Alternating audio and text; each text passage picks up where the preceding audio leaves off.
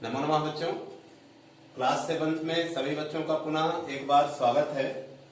आइए हम सिलेबस को आगे बढ़ाते हुए आज हम संस्कृत में चैप्टर नंबर 15 जिसको संस्कृत में पंचदशः पाठः कहते हैं, ठीक है। और इस पाठ का नाम क्या है? नीति वचनानि, अर्थात नीति युक्त बातें, नीति से युक्त बातें। इस पाठ को श्लोकों के माध्यम से समझाया गया है। तो आइए हम श्लोकों के माध्यम से इस पाठ को समझते हैं। कुछ श्लोक हमने बोर्ड पर लिखे हुए हैं। आइए हम सबसे पहले इसका वाचन करें और इनका अर्थ जानें। पहला श्लोक लिखा हुआ है, परोपदेशे समय। आप लोग सभी अपने अपने बुक्स में देखते चलें, मिलाते चलें। परोपदेशे समय शिष्टाः सर्वे भवन्ति वै विस्मरन्ति हि शिष्टत्वम्, है ना, विस्मरन्ति हि शिष्टत्वम् स्वकार्ये समुपस्थिते। एक बार पुनः सुने सभी बच्चे। परोपदेशे समय शिष्टाः सर्वे भवन्ति वै विस्मरन्ति हि शिष्टत्वम् स्वकार्ये समुपस्थिते। हिंदी अर्थ।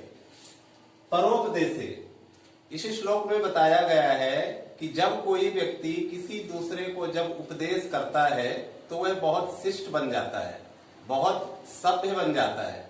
लेकिन जब उसी काम को उसे जब करना हो तो वह उस शिष्टता को, ठीक है, उस सभ्यता को वह भुला देता है, ठीक है। इस पाठ में ये श्लोक में समझाया गया है। आइए हम शब्दों के माध्यम से इसे समझते हैं।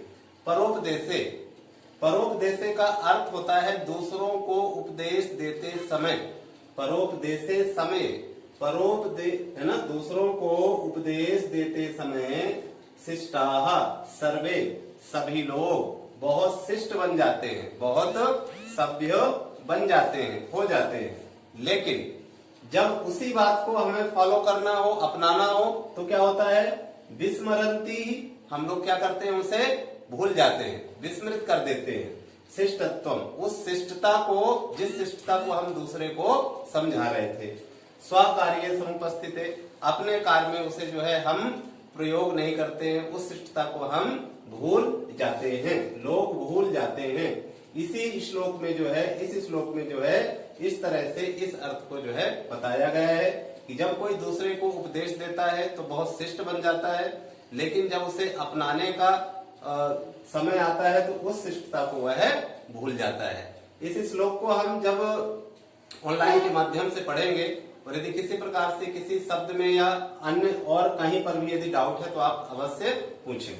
दूसरा श्लोक लिखा हुआ है कि यस्यार्थः तस्य मित्राणि, यस्यार्थस्य बान्धवः, यस्यार्थ स पुमान् लोके, यस्यार्थः स च पंडितः। एक बार पुनः देखें। यस्यार्थः तस्य मित्राणि, यस्यार्थस्य तस्य बान्धवाः, यस्यार्थ स पुमान् लोके, यस्यार्थः स च पंडितः। हिंदी अर्थ। यस्यार्थः, यस का अर्थ होता है जिसके, और अर्थ का यहाँ पर मीनिंग बताया है जिसके पास धन है, ठीक है। यस्यार्थः तस्य मित्राणि, जिसके पास में धन है उसी के मित्र हैं, है ना। यस्यार्थः तस्य मित्राणि, जिसके पास में अर्थ है, पैसा है, धन है, उसी के मित्र होते हैं। यस्यार्थस्य, है ना, जिसके पास में अर्थ है उसी के बांधवा अर्थात बंधु होते हैं, मित्र होते हैं, दोस्त होते हैं।